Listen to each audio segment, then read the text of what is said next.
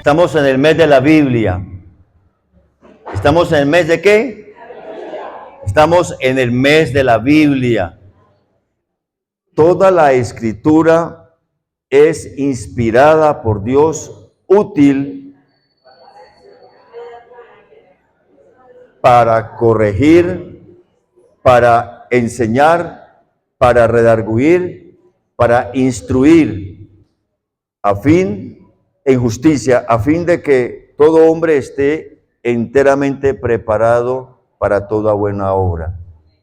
Y Hebreos capítulo 4, verso 12 dice, mas toda la escritura, porque la palabra de Dios es más cortante que toda espada de doble filo, que penetra hasta partir el hueso, hasta partir el alma, los huesos, las coyunturas, los tuétanos, y discierne los pensamientos y las intenciones del corazón.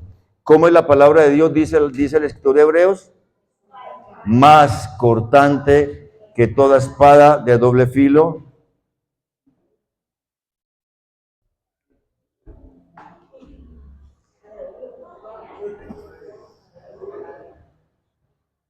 Eso dice la Biblia, eso dice la palabra de Dios, que la Biblia, la escritura es más cortante que toda espada de doble filo. ¿Por qué tengo esta espada acá? Usted dirá, pastor, no, con esa espada tan bonita, sí. Es que fue un regalo que hicieron en el bootcamp, campamento de hombres, y me hicieron, bueno, a 3 hombres más, en el caso mío, una ceremonia privada en la noche con hoguera, 11 de la noche, para ponerme el pastor y teniente de la Naval en Colombia, y quien es el director a nivel mundial de Ventura, que es el Ministerio Mundial para Hombres, me colocó orden de caballero, me dio ese honor. ¿Por qué? Yo no lo sé. Y me entregó esta espada y me dijo la razón de la espada. Y me bendijo con la orden de caballero por el proceso que estamos haciendo en Colombia con el trabajo con hombres. Y bueno, eso es lo secundario. Aprovecho entonces y le pedí al Señor algo así para poder traer la palabra de hoy. Tendré una conferencia más que será el primer domingo de noviembre, el 3 de noviembre, para que no se la vayan a perder, que será la parte final de la charla de hoy. Pero me quiero quedar con ese versículo, porque la espada, la palabra de Dios es más cortante que toda espada. O sea, noten el realce que hace el escritor bíblico, porque la palabra de Dios es más cortante. Los que han estudiado un poquito acerca de los samuráis, ellos tienen katanas o espadas de tal forma que su filosidad pueden partir a un hombre literalmente por mitad. En los tiempos de la conquista y en los tiempos de que el apóstol Pablo está escribiendo, el escritor del libro de los Hebreos, digo yo, está escribiendo, él mira las espadas y él observa características de las espadas. Hay espadas de mano que son para lucha cuerpo a cuerpo, hay espadas que son como dagas para asesinatos silenciosos, pero hay espadas largas como estas que son de doble filo. Y el propósito del doble filo era sencillamente hacer esto. Nunca he manejado una espada, intento no golpearme ni golpear nada.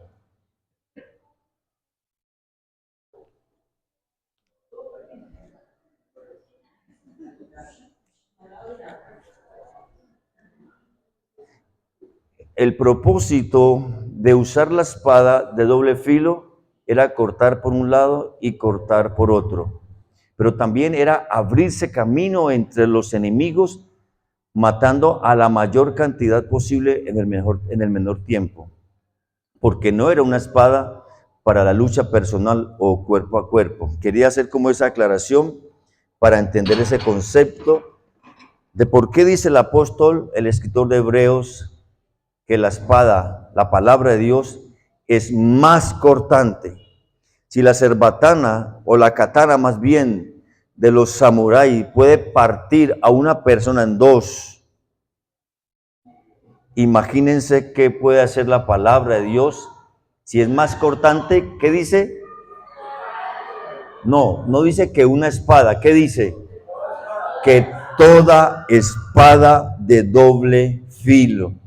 Por eso, mis amados, entender lo que la palabra de Dios es y lo que la palabra de Dios hace en la vida de cualquier ser humano, definitivamente es algo que no se podría explicar con una clase de discipulado.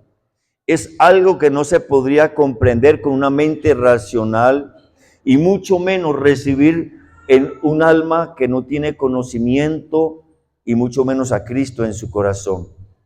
Entender lo que la Biblia dice con respecto a sí misma, con respecto a la Biblia misma, es tan profundo como escribió Martín Lutero, que ni el más sofisticado submarino navegaría dentro de ella y lograría llegar al fondo de la interpretación.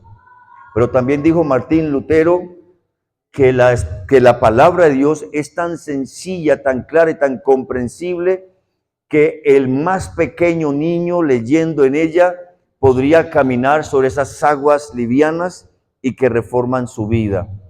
Eso es la palabra de Dios, de acuerdo a su cultura, de acuerdo a su profesión, de acuerdo a su tiempo, de acuerdo a la vida de cada persona, ella le habla. Porque la palabra de Dios no es para Santiago. Es para Santiago, pero también para Juan, para Gladys, para Esteban, para Sara, para Mario, para Delio. No importa si vivieron 4,000, 5,000, 10,000 años atrás. No importa si viven en Europa, si viven en Escandinavia. No importa si viven en la Patagonia, no importa si viven en las selvas amazónicas, porque la palabra de Dios es para todos. Y por eso damos gloria a Dios que la palabra de Dios se ha venido traduciendo a diferentes dialectos, a diferentes idiomas. Es el libro más vendido en la historia de la humanidad, es el libro más leído en la historia de la humanidad, es el libro que más se ha publicado en más cantidad de idiomas, dialectos. Es también el libro que ha sido más atacado, más quemado, más destruido por diferentes emperadores, reyes y personajes que han tenido en su mente una idea perversa con respecto a Dios y a su palabra. Es el libro que ha ganado más títulos, más bestseller. Es el libro que ha estado en los congresos, es el libro que está en la constitución de la mayoría de los países. La palabra de Dios por eso es viva y eficaz. Y esta mañana, en unos cortos minutos, quiero compartir algunos elementos de lo que significa que la palabra de Dios sea más cortante que toda espada de doble filo. Lo primero que encontramos en el texto, amados hermanos, que dice el escritor bíblico, ¿qué es lo que dice que hace? ¿Qué es lo que dice que hace? No, bueno, sí. No, esa es de segunda de Timoteo. Ya vamos para segunda de Timoteo. Lo primero que hace la palabra de Dios, según Hebreos 4:12, ¿qué es? Penetra. ¿Qué hace la palabra de Dios, iglesia? Yo los quiero escuchar con ganas. ¿Qué hace la palabra de Dios? Penetra. Es lo que hace la espada. No importa que esta espada sea de un material diferente a lo que son las verdaderas espadas de guerra, igualmente con la punta que tiene, si yo se la introduzco o tomo a alguien y la hundo, va a penetrar, porque tiene filo y porque tiene punta. La palabra de Dios hace eso, penetra. ¿Por qué penetra? Porque tiene poder, porque tiene fuerza. La característica de la espada es punta, diseño, filo. Y si alguien se le introduce en su cuerpo, va a penetrar. Voy a decir esto, suena un poquito feo. Por muy duro que tenga el pellejo usted, venga conmigo a ver si no penetra. No importa así como hacía usted o hacía yo cuando estábamos pequeños, que sabíamos que nos iban a dar la pela, nos poníamos 2, 3, hasta 4 pantalones para que no nos doliera. La mamá de uno sabía y le daba a uno donde sabía que no estaba el doble pantalón. Penetra. esa reprensión de las mamás o de los papás penetraba. No importa que como dije, nos hubiéramos puesto cuántas camisetas o camisas o pantalones, pero que penetraba esas pelas de los papás, ¿cierto que sí? La palabra de Dios penetra. Por eso dice el escritor bíblico, el profeta Isaías, o Dios a través del profeta Isaías en el capítulo 55, verso 11. Porque la palabra de Dios, cuando Él la envía, ¿qué hace ella? Dice, no regresa a Él vacía, sino que cumplirá el propósito para el cual Él la envió. Y quiero con esto darle esperanza a muchas esposas que tienen esposos no creyentes. Si usted le ha dado palabra a su esposo en el espíritu, no en la carne, porque la mayoría de las mujeres, y con todo el amor y respeto, lo que dan es lata y cantaleta con la palabra. Si ve, yo sí le dije, la Biblia dice que los borrachos no entrarán al reino de los cielos. Esa palabra no penetra.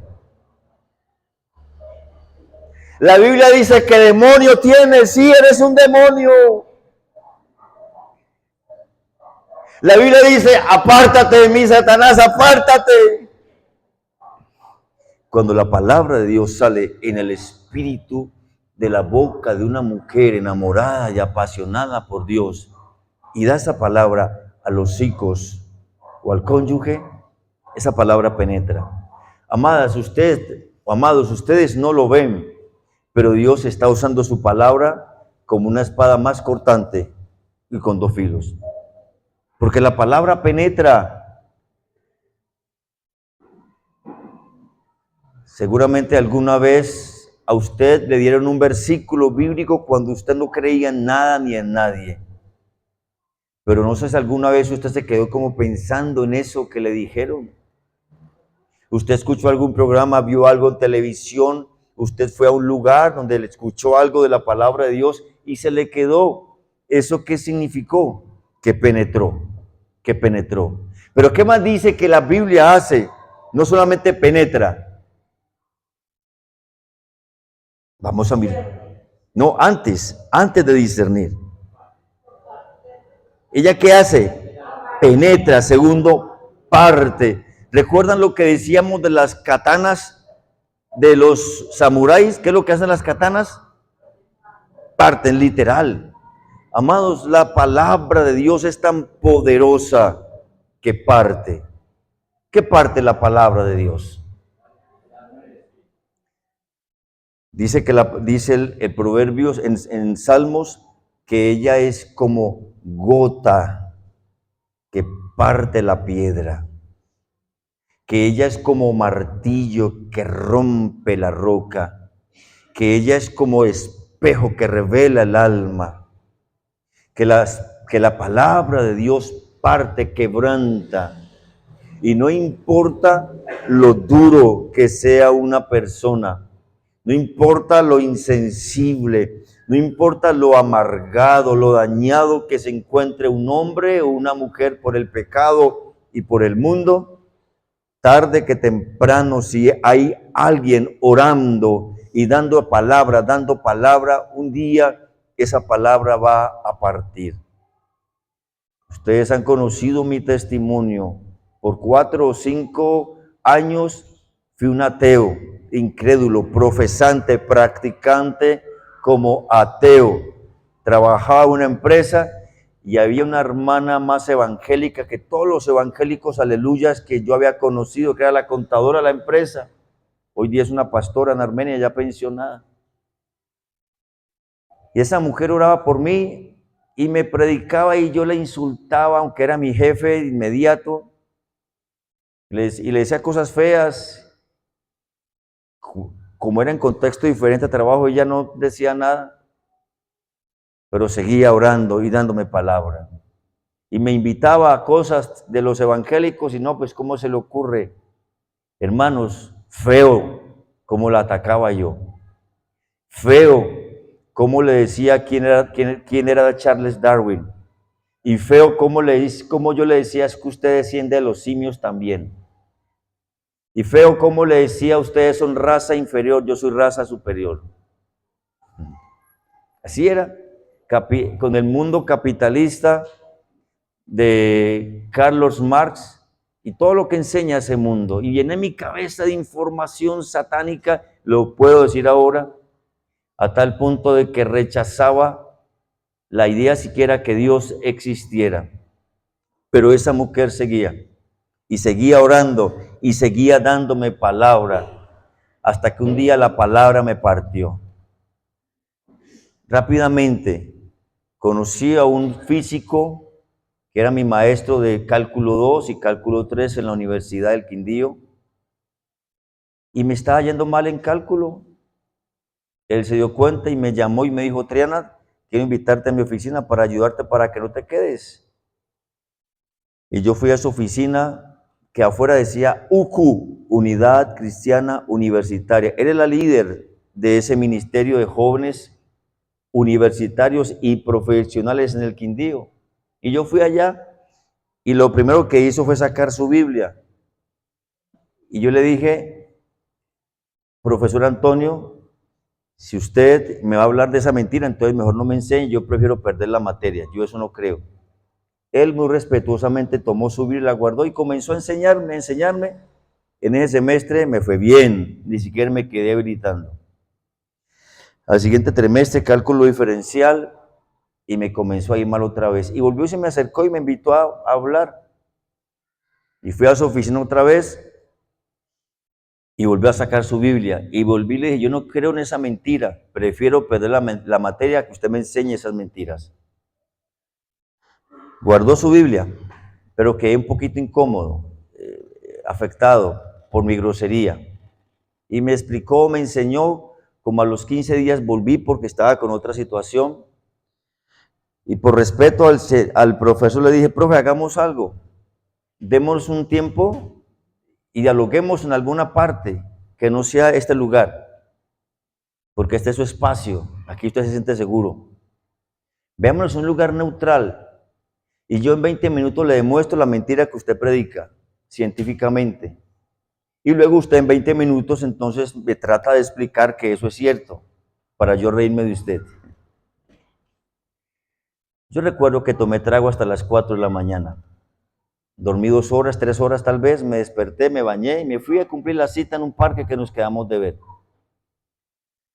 Y por 20 minutos le estuve hablando a ese señor, a ese profesor, acerca de las mentiras que para mí eran verdades. Terminando con Federico Nietzsche, cuando dijo: Dios ha muerto. Y yo estaba tan convencido, tan seguro, que este hombre al final de mi apología iba a renunciar a su mentira y a su engaño según mi perspectiva de la Biblia y lo que él creía, que terminé diciéndole: ve, profesor, cómo tiene que renunciar a esa mentira que predica. Es una falsedad, es un engaño que el mundo se inventó para no aceptar la vida y la realidad que está viviendo. Ah, bueno, Triana, pero entonces ahora permíteme, yo doy mi parte. Y comenzó ese hombre a hablar. Escuchen esto. Me habló de ciencia, me habló de filosofía, me habló de sexualidad, me habló de astronomía, me habló de historia, me habló de geografía. Hermano, de todas las ramas de la ciencia, este hombre utilizó la palabra de Dios. Y yo no podía creer que en este libro hubiera ciencia. Yo no podía creer que este libro fuera científico. Yo no podía creer que en este libro hubiera historia. Y con versos bíblicos fue demostrándome desde su conocimiento, porque era un tipo muy inteligente, y desbaratando cada una de las premisas que yo creía y en las cuales había enseñado con respecto a la no existencia de Dios. Y como había alguien que había estado orando por mí y dándome palabra, llegó un momento de esa conversación en que esa palabra que hizo, ¡pah!, me partió.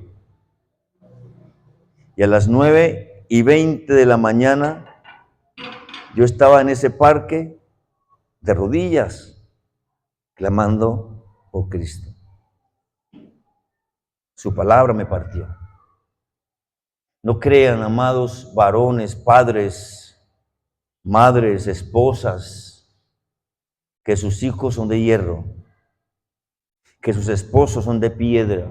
Son seres humanos, están llenos de pecado, están atados por el mundo, por el diablo, por conocimientos, por cosas que no los han ayudado y por eso se encuentran heridos, amargados, resentidos y se encuentran endurecidos. Pero usted manténgase firme, orando y hablándoles la palabra de Dios, que tarde que temprano la palabra los partirá. ¿Le dan la gloria a Dios o no? ¿Lo creen o no? ¿Lo creen o no? Porque dice que esta palabra parte el alma y el espíritu. No solamente la palabra parte la parte emocional. Recuerden que nuestra alma se compone de 3 partes: intelecto, emociones y voluntad. Sí, la palabra tiene que llegar a nuestra alma para cambiar nuestra manera de pensar, para cambiar nuestra manera de sentir, y también para cambiar nuestra manera de pensar. Pero también la palabra tiene que partir nuestro espíritu, porque ¿de qué sirve que yo tenga una religión en mi alma, pero mi espíritu está sin quebrantamiento? Que mi espíritu no sea partido por la palabra. Es cuando el espíritu del hombre es partido por la palabra, que viene Cristo a morar realmente. Viene el Espíritu Santo a hacer morada y a sellarnos. No es en el alma, es en el espíritu. Es por el espíritu transformado, quebrantado, salvo, restaurado, regenerado. Es que su alma comenzará el proceso que dice el apóstol Pablo, de modo que si alguno está en Cristo, nueva criatura es, las cosas viejas pasaron, todas son hechas nuevas. No comienza en el alma, debe comenzar el espíritu. El escritor aquí está hablando de atrás, de adelante para atrás, pero de atrás hacia adelante, por el contexto que escribe el autor de los Hebreos. Quienes han leído este libro juiciosamente y conocen la razón por la cual escribe este autor, está escribiéndole a la iglesia del primer siglo, a la iglesia exiliada, a la iglesia que está siendo torturada, martirizada, destruida, saqueada, a la iglesia donde los bienes les eran confiscados por el Estado, a la gente que está sufriendo y que tiene sus emociones muy afectadas. Por eso habla primero del alma, porque el alma está dolida, está enferma, necesita salvación. Pero por eso dice el escritor, y parte también el espíritu. ¿Cuántos aquí tienen a Cristo en su corazón? No es en su corazón, es en su espíritu. Del espíritu viene el Señor y se sienta en el trono de la vida del ser humano. Cuando Cristo venga por su iglesia y nos llame, cuando usted se muera, si no ha venido antes Cristo, cuando es la final trompeta suene, lo que va a escuchar la voz del Señor Jesucristo diciendo a los que han muerto en Cristo: ven, levántate, resucita. No será su alma, será su espíritu. ¿Me están escuchando?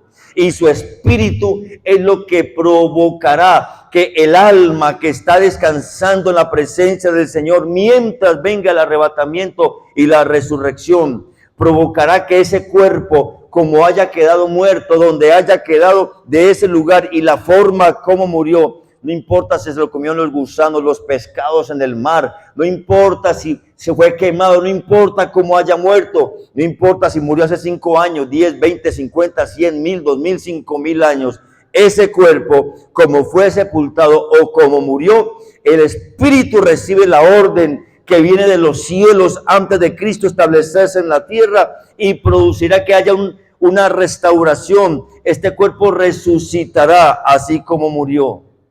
Mire ese cuerpo, mire su cuerpo. Con ese cuerpo va a resucitar usted. Eso, mi esposa dice, sí, los flaquitos no van a resucitar gordos. Las gorditos o gorditas no van a resucitar flacos. Los que tienen poquito pelo como yo, como Julián, no van a resucitar con mucho pelo, de pronto en la barba o en el pecho. Los canositos como yo no se imaginan que allá que vamos a resucitar con el pelo teñido de negro. No, de pronto sí. Amados, esa palabra penetra hasta partir el espíritu. Y porque partió el espíritu, es que tenemos la esperanza gloriosa que un día estaremos con él. Por eso cantamos cuán gloriosa será la mañana. Teológicamente está mal hecho esa canción, porque no sabemos ni el día ni la hora. Pero se canta cuán gloriosa será la mañana. A ver, Consuelito, ¿cómo es? Cuando venga Jesús el Salvador. ¡Epa! ¡Qué lindo! Habrá necesidad.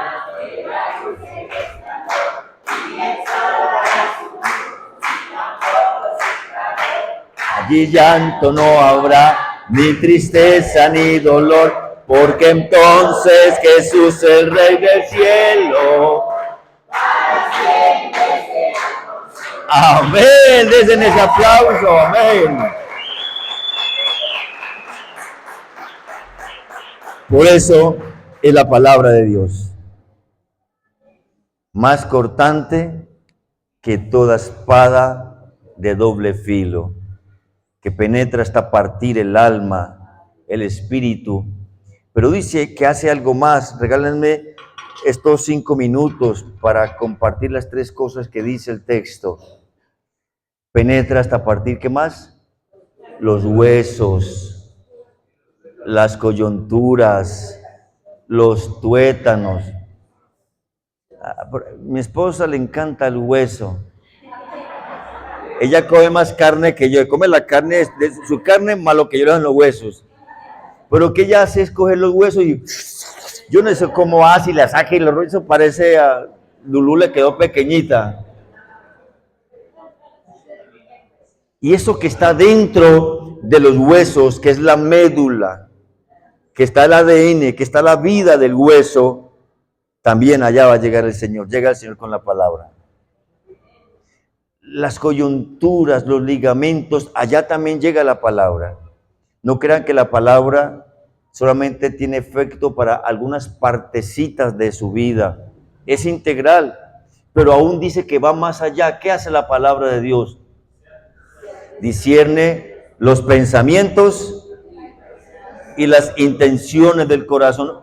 Alguien que me ayude, porque un hermano en la intercesión me preguntó, pastor, ¿qué son intenciones? Alguien que me ayude, que sepa más que yo, para que le responda al hermano. Esos son intenciones, actitudes, motivaciones. Ahora, entendamos la otra palabra, que es discernir. Porque eso hace la palabra, por eso es más cortante que toda espada de doble filo. ¿Qué hace la palabra? ¿Qué es discernir? Discernir es ver más allá. Es entrar a lo que está abrumado, oscuro, llegar al fondo y poder observar ahí la claridad. Alguien, un escritor de los padres del desierto, no tengo el nombre en este momento, dio esta ilustración para comprender el poder que la palabra tiene. No me voy a adelantar a la conclusión, pero quiero decir lo que él dijo. A veces nuestras vidas, y él tomó en un jarro, en una vasija, echó agua limpia y echó tierra. Y dijo, y sacudió y preguntó a sus discípulos, ¿cómo ven el agua? Turbia, sucia, ¿la tomarían? No, porque por más que intentaran sacar agua limpia no se podría, pero la dejó ahí por un día completo. Al siguiente día se vio de nuevo con sus discípulos y él había hecho un ejercicio. Parte de esa agua que ya se había sentado la tierra y el agua arriba se había aclarecido, la puso en un vaso y dijo, ¿alguien quiere tomar esta agua? Y varios dijeron sí. ¿Por qué? Porque estaba limpia. Y dice este escritor, padre del desierto, que la vida de muchas personas en este tiempo y todos los tiempos está tan enturbiada por tanto hablar, por tanto hacer, por tanta actividad. No hay tiempo para sentarse a escuchar en silencio lo que dice este libro. Yo le pregunto, ¿cuánto tiempo sería lo máximo que usted pudiera estar callado? ¿Por qué se ríen, mujeres? ¿Una hora? ¿Usted podría estar una hora sin hablar? ¿2 horas? ¿5 horas? ¿Un día completo sin hablar? ¿Se muere usted, se enloquece? Seguro que sí, porque estamos tan acostumbrados a estar hablando y hablando y hablando o escuchando a otros hablar. Y si no podemos hablar, ¿qué hacemos? Prendemos el televisión para que otros hablen. Prendemos el sonido para que otros hablen, sea con música o cualquier información. Prendemos el teléfono para que otros hablen por el WhatsApp, por los Reels, por Facebook, redes sociales. Todo el tiempo estamos escuchando ruido. Y si no, nos inventamos el ruido, ¿cierto que sí? Pero pareciera que nos sentimos, ¿cómo lo digo? Nos sentimos improbables, inseguros, inestables si nos quedamos callados. Y lo más tremendo es que si usted se queda callado, hablo verbalmente, hay algo que habla más que su boca. ¿Alguien quiere saber qué es?